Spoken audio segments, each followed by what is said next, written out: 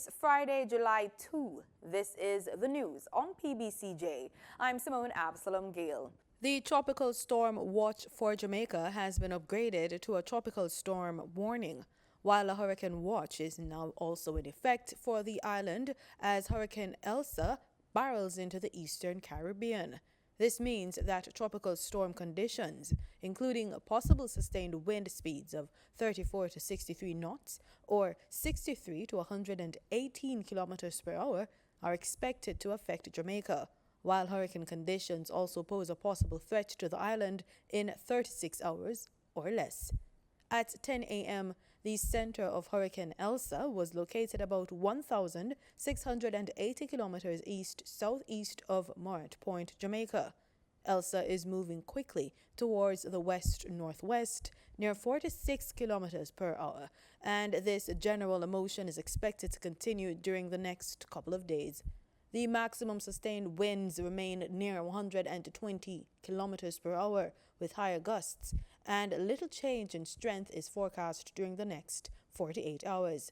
Hurricane force winds extend outwards up to 35 kilometers per hour from the center, and tropical storm force winds extend as far as 220 kilometers from the center. On its forecast track, the center of Hurricane Elsa will continue to move over the eastern Caribbean on Friday and through the central Caribbean south of Hispaniola on Saturday before passing east-northeast of Jamaica on Sunday morning. Heavy rains and thunderstorms along with winds reaching a tropical storm force could begin to impact eastern sections of Jamaica as early as Saturday night. Dangerous sea conditions associated with hurricane are expected to spread across the Caribbean over the next 24 to 36 hours. All small craft operators, including fishers from the Keys and Banks, should by now be in port and are urged to complete their necessary safety precautions without delay. The Meteorological Service continues to monitor the progress of this system, and all interests should pay special attention to further releases. Persons who are due their second dose of the COVID-19 AstraZeneca vaccine are to make an appointment for one of the vaccination sites operating island-wide. The Ministry of Health and Wellness in a statement says the portal for scheduling an appointment is now open. Persons can make an appointment for their second dose of the AstraZeneca vaccine by visiting the Ministry of Health and Wellness's website at www.moh.gov.jm or by calling the National Vaccination Hotline at 1-888-1-LOVE. That's 1-888-663-5683. Persons who receive an appointment confirmation should take their vaccine card, TRN, and a government-issued identification or letter from the Justice of the Peace to the sites to receive their second dose. The Ministry of Health and Wellness is reporting that the normal operations at health facilities across the island will resume effective 8 a.m. on Friday, July 2, 2021. The decision was reached following a meeting with senior executives in the Ministry of Health and Wellness and members of the Jamaica Medical Doctors Association to discuss the high rate of absenteeism among junior doctors in the public health systems this week. The meeting, which included participation from the JMDA executive team and stakeholders from the regional health authorities, concluded with favorable outcomes. On Thursday, July 1, recrafted COVID-19 measures recently announced by the government took effect. Some of these include an expansion of the curfew hours to allow for the reopening of the entertainment sector. Prime Minister Andrew Holness says the move is a strategic one to expand the opening of the economy. So there are narratives being created that the government recrafted the infection prevention and control measures under the DRMA to facilitate entertainment. That is not quite actually the case. The government has always made it clear that we have had to balance lives and livelihoods. And that we have to be sensitive and careful that the measures that we put in place don't become oppressive in themselves, such that people start to calculate their own risk and break the DRMA measures. That we have to not just look at one sector of the society, but at all sectors. And to be clear, yes, entertainment has suffered. They have suffered over a year. But so too has many other businesses, whether it is the people who are involved in the hairdressing and the parlors, and they are suffering. Whether it is the tailors, they are suffering. Whether it is the people who have their little shops and restaurants, they are suffering. Whether it is the farmers, they are suffering. The government knows and understands that the pandemic has had a terrible impact on the poor and on small businesses. And so as soon as we get an opportunity to provide relief to those persons who have been without income, we will, with due care and caution, allow for increased movement, increased gatherings, but we always appeal to every citizen: follow the protocols that are established to protect yourself. He says under the Disaster Risk Management Act, the government has reconsidered all possible potential risks and has put in place mitigation strategies. In today's extended business report with Gabriel Thompson, we look at the amended Casino Gaming Act, the Bank of Jamaica, and its policy rate. Plus, we get our regular market updates.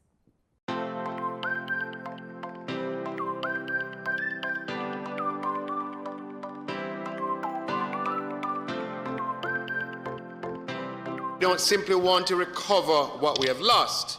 We want to recover stronger. We want to recover better. On Tuesday, the House of Representatives debated and passed the Casino Gaming Amendment Act 2021.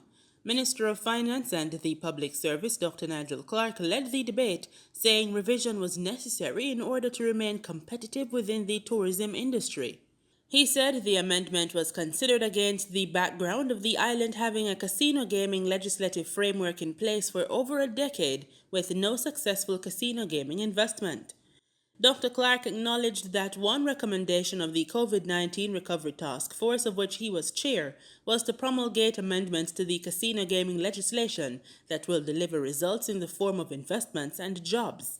Through dialogue with various stakeholders, we are therefore making amendments to the Casino Gaming Act with the goal of having, hopefully, billions of US dollars of investments, when you add it all up, being made in Jamaica over the next few years. This will diversify our tourism product, diversify our arrival patterns and seasonal trends, and make Jamaica's tourism product more resilient. The Casino Gaming Act was passed by the Houses of Parliament in March 2010 and brought into force on June 3 of that year. In the 11 years since, Dr. Clark says Jamaica has failed to develop a profitable and sustainable casino industry. The amendments that are being proposed to the Act are aimed at making changes to the requirements that a prospective investor must fulfill and of which the minister responsible for finance must be satisfied in order to declare an Integrated Resort Development IRD. Under the Act, Madam Speaker, integrated resort developments are developments consisting of a mix of various tourism amenities and facilities within the same precinct. These facilities include, but are not limited to, hotels, hotel rooms, villas, casinos, attractions, sporting facilities, entertainment facilities, service centers, shopping centers. Integrated resort developments are intended to be large-scale facilities and are expected to strengthen Jamaica's competitiveness in the tourism industry, lead to job creation, and lead to increased tax revenues, as well as more demand for locally produced goods. And they also offer opportunities for the developer in the niche luxury hotel room market. Dr. Clark identified IRDs as a means of enhancing and furthering the expansion of Jamaica's tourism product, saying they contribute significantly to the local economy. This scheme allows the developer to make an application to the Casino Gaming Commission for a license to be issued under the Act to operate a casino within the resort development. Dr. Clark outlined further stipulations of the Act. Currently, Section 9, Subsection 3 of the Act provides that the Minister must not make an approved integrated resort development order unless the Minister is satisfied that upon completion, the development will be comprised of one or more hotels providing in total at least 2,000 hotel rooms, and of those 2,000 hotel rooms, at least 1,000 are required to be available before the start of the casino. The Bank of Jamaica BOJ has announced its decision to hold the policy interest rate unchanged at 0.5% per annum. This is the rate offered to deposit-taking institutions on overnight placements with the bank. In general, monetary policy decisions taken by the central bank are aimed at ensuring that the annual increase in the prices of consumer goods and services, called inflation, remains within the bank's inflation target of 4% to 6%. The decision to hold the policy rate unchanged was made by a unanimous vote by the bank's Monetary Policy Committee, MPC. This decision was based on the MPC's assessment that despite recent increases in international commodity prices, the existing stance of monetary policy remains appropriate to support inflation within the target range over the next 2 years. The bank's accommodative monetary policy posture is also aimed at supporting a recovery in economic activity in Jamaica. The next policy decision announcement date is August 19. In Thursday's trading session, the JSE combined index advanced by 1,240 points to close at over 429,000 units. Overall, market activity resulted from trading in 87 stocks, of which 46 advanced, 32 declined, and 9 traded firm. The junior market index advanced by 31 points to close at over 3,000 units.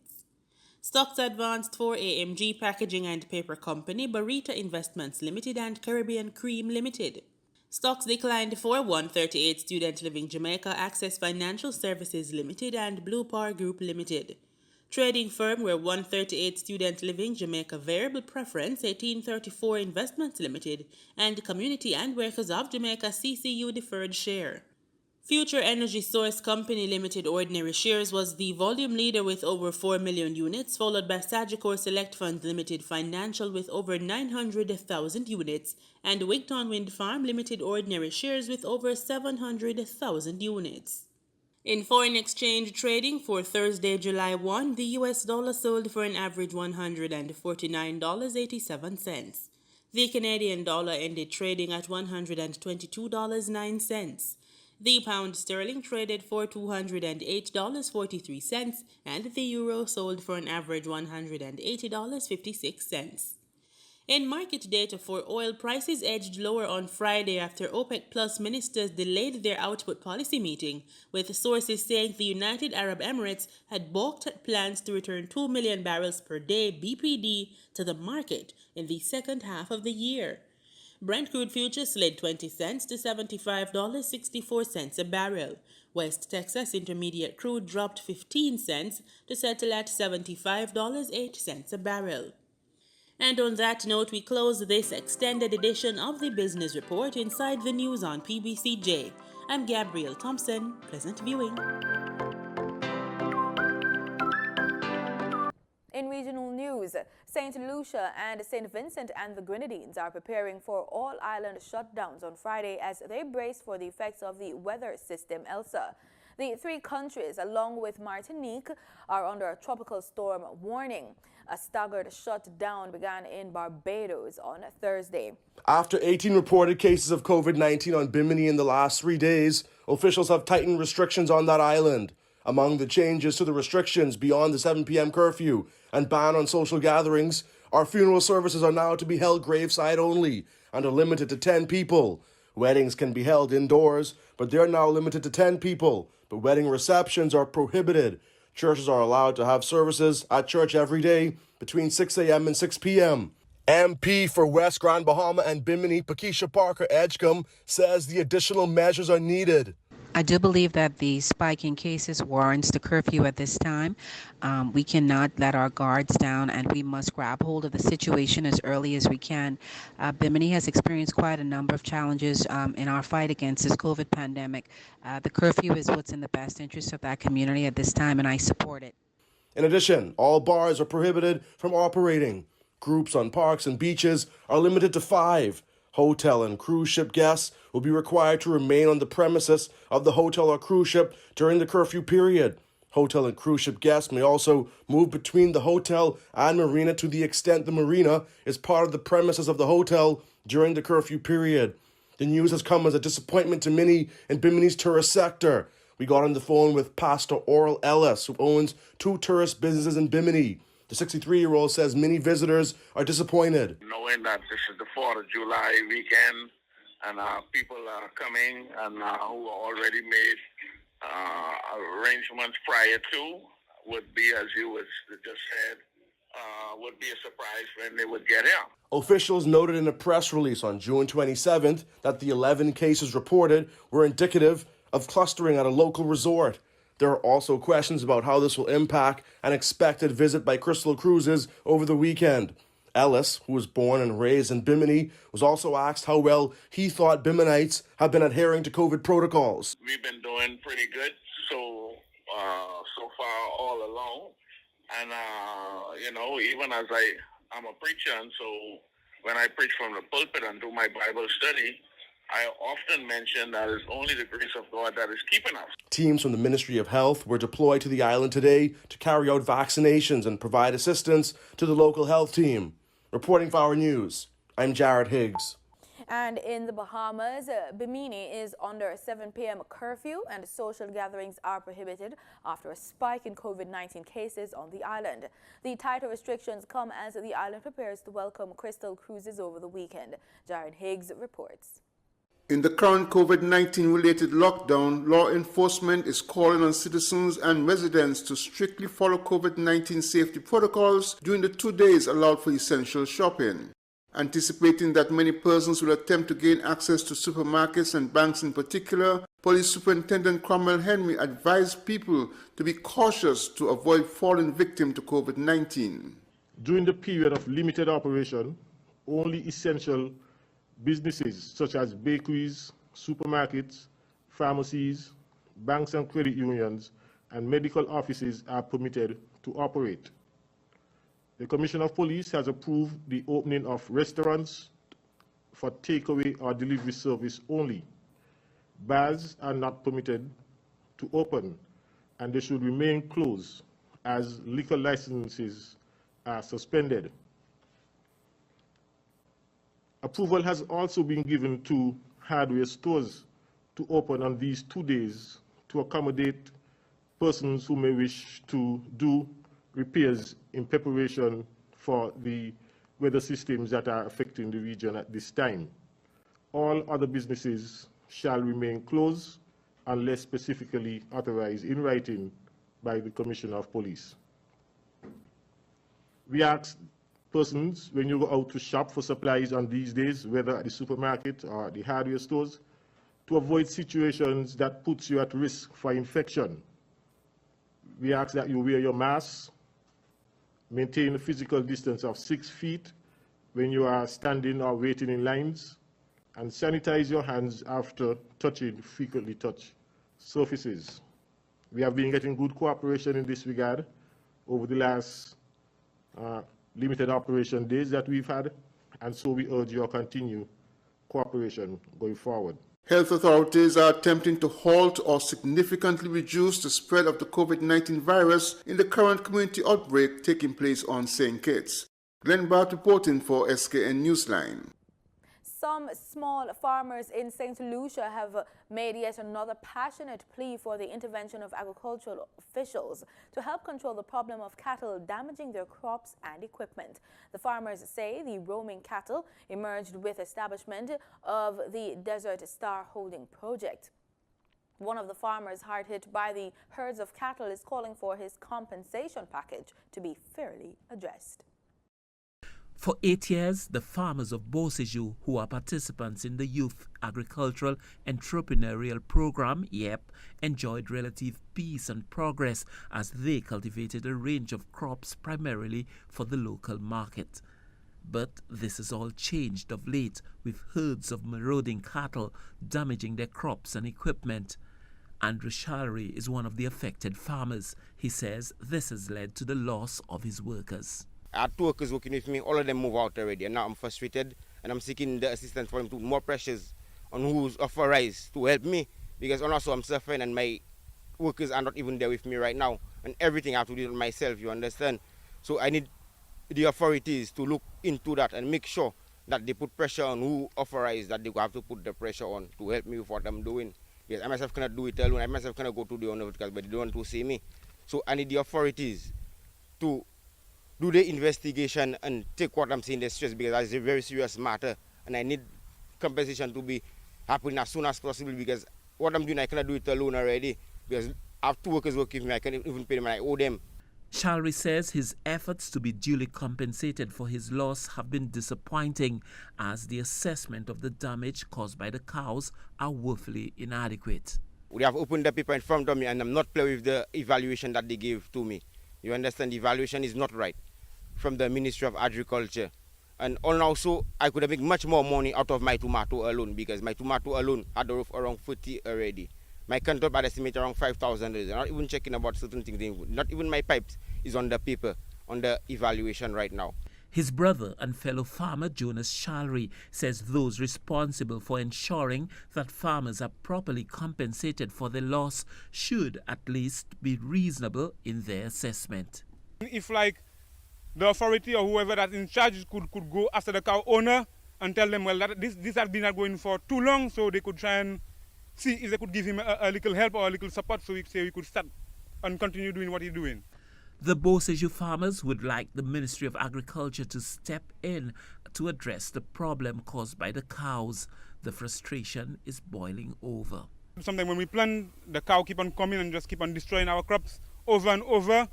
We have catching 2 cows on certain occasion, but we didn't come through with the situation, because I believe the owner of the cow had sent people to collect the cow back, and so that the matter couldn't go to court. The matter didn't reach to court, so we had to end it there. But the cows still keep on coming and still keep on destroying our crops. Andrew Shalry says his once promising agricultural operation is at risk of folding up if he is not adequately compensated. I need to get compensated so that I could do what I do to continue my project, because my project is in damage also. And the little bit I do is I alone not trying to do it. I have to spray, I have to give chemical, I have to do everything by myself, you understand?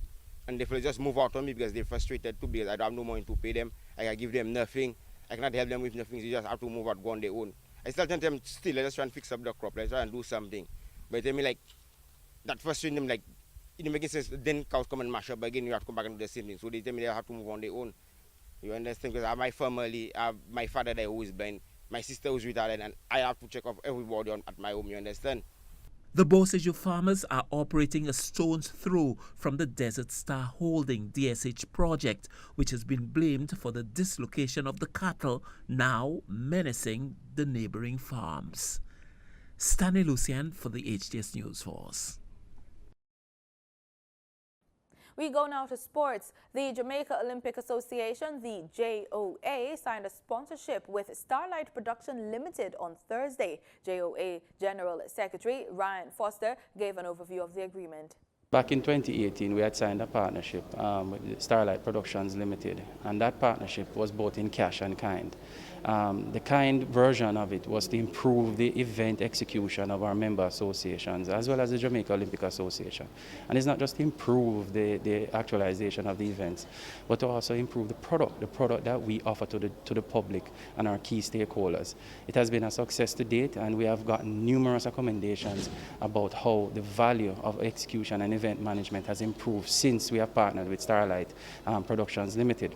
They have signed for a further 3 years up to 2024, and that value is 15 million in cash and kind to the Jamaica Olympic Association and by extension our member associations.